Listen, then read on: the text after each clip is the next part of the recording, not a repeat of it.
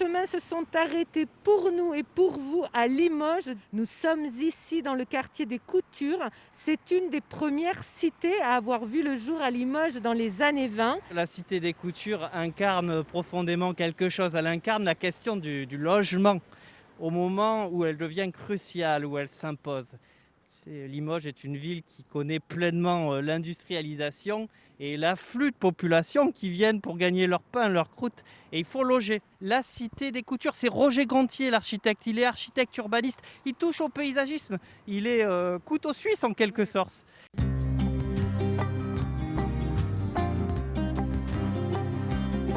Alors Eric, là nous voilà au cœur de cette cité des Coutures. Et pour l'époque, c'était un grand modernisme, cette cité. Dans ces logements, on trouvait un point d'eau et des water closets.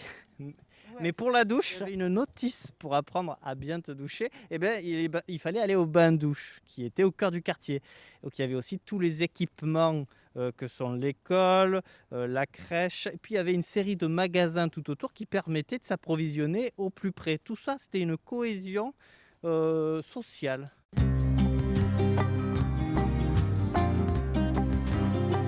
Nous sommes là dans le quartier Carnot-Marceau et c'est un des quartiers de Limoges qui porte encore les traces de son passé industriel et ouvrier. On est sur la route de Paris ici et on va tracer des voies qui petit à petit vont être loties par des habitations et surtout des usines, de grandes usines. C'est la porcelaine, mais justement à l'époque, pas que ici à Limoges. Pas que, il y a la chaussure qui est très importante, il y a aussi l'imprimerie, mais aussi la distillerie, c'est plus méconnu.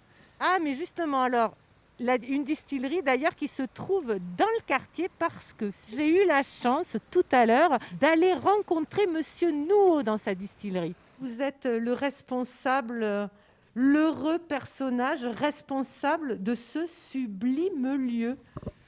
Alors, je ne sais pas si le lieu est sublime, mais c'est vrai qu'il est hors du temps aujourd'hui, puisque l'ensemble de nos installations date des années 1860, et tout ce que vous voyez, ou quasiment, date de cette époque. Et le plus fort, c'est que nous continuons vraiment à l'utiliser, comme aujourd'hui, là, ces alambics, toujours chauffés au bois, dans lesquels nous distillons les plantes pour fabriquer nos liqueurs. Ce sont des matériels qui ont été toujours bien préservés.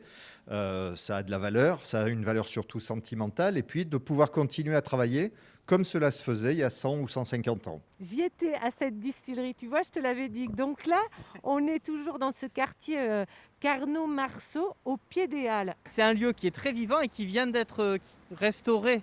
Et donc il a retrouvé des belles lettres de festivité, je dirais.